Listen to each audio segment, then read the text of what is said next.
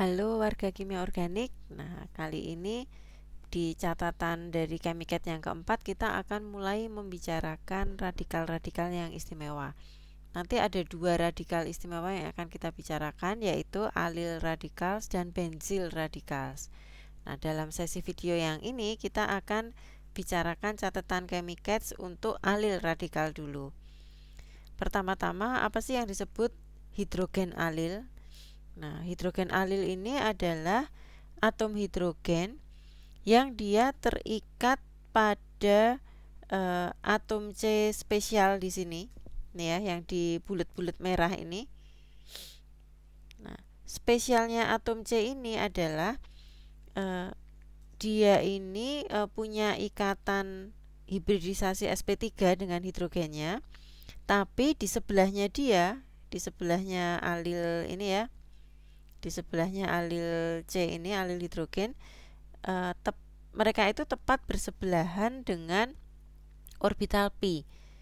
Jadi pas jejeran gitu ya, orbital pi itu adalah yang ini, orbital-orbital yang pada ikatan rangkap. Nah, yang tepat di sebelahnya ini yang kita sebut sebagai alil hidrogen.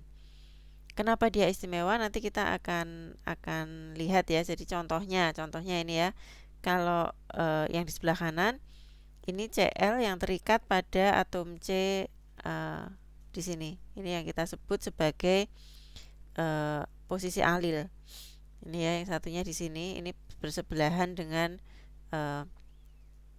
ikatan pi.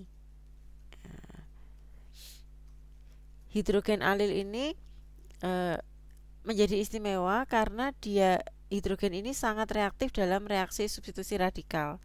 Jadi kalau ada radikal ya, misalnya ini halogen, kita lakukan pada suhu tinggi sehingga halogennya akan pecah menjadi radikal, maka nanti atom H yang pada posisi alil, dia itu akan dengan senang hati gitu direbut elektronnya oleh si radikal halogen gitu.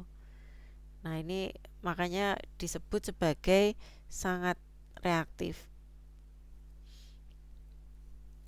Kenapa kok bisa sangat reaktif? Nah, ini rahasianya ternyata ada pada fenomena resonansi. Saya tidak akan mengulang lagi, Chemicat tidak akan mengulang lagi tentang teori resonansi karena ini sudah ada di catatan Chemicat beberapa video yang lalu gitu ya, bersama Pak Teguh tentang resonansi. Jadi silakan warga kimia organik meninjau kembali video tentang teori resonansi ya kalau sudah lupa. Intinya semakin banyak resonansi, struktur resonansi yang mungkin untuk terbentuk dari suatu molekul, itu artinya molekul tersebut makin terstabilkan gitu. Jadi resonansi itu menyebabkan suatu molekul menjadi lebih stabil. Nah, kalau dia lebih stabil sebagai ini ya, sebagai radikal dia lebih stabil, artinya kemungkinan dia untuk bereaksi itu juga menjadi semakin besar. Itulah sebabnya kenapa radikal alil itu menjadi sangat reaktif. Kemarin kita sudah membandingkan energi disosiasi homolitik untuk radikal-radikal yang ini ya, yang kemarin sudah kita bicarakan itu adalah yang primer, sekunder, dan tersier. Kalau kita bandingkan energinya, kemarin kita lihat bahwa energi yang paling rendah itu adalah energi disosiasi untuk radikal yang tersier. Nah, di sini kita lihat bahwa energi disosiasi untuk radikal alil itu bahkan lebih rendah daripada radikal tersier. Dengan kata lain, radikal alil ini lebih stabil daripada radikal tersier.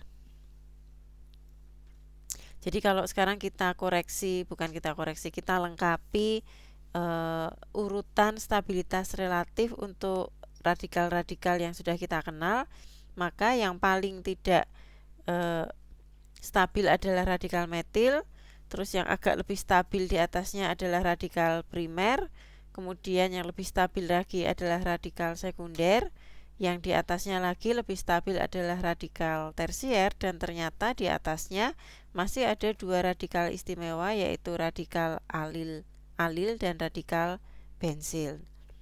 Nah, kalian masih ingat soal wortel dan antioksidan itu ya, yang kemarin ada di video pengantar. Nih, kalau Anda lupa, saya screenshotkan ya satu frame dari video pengantar.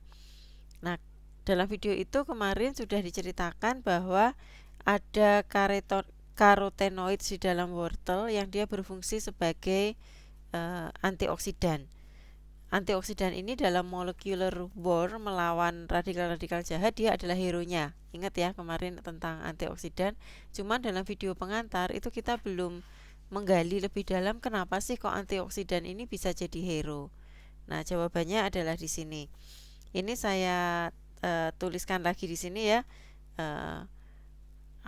Rumus molekul dari carotenoids family yang ada di dalam wortel.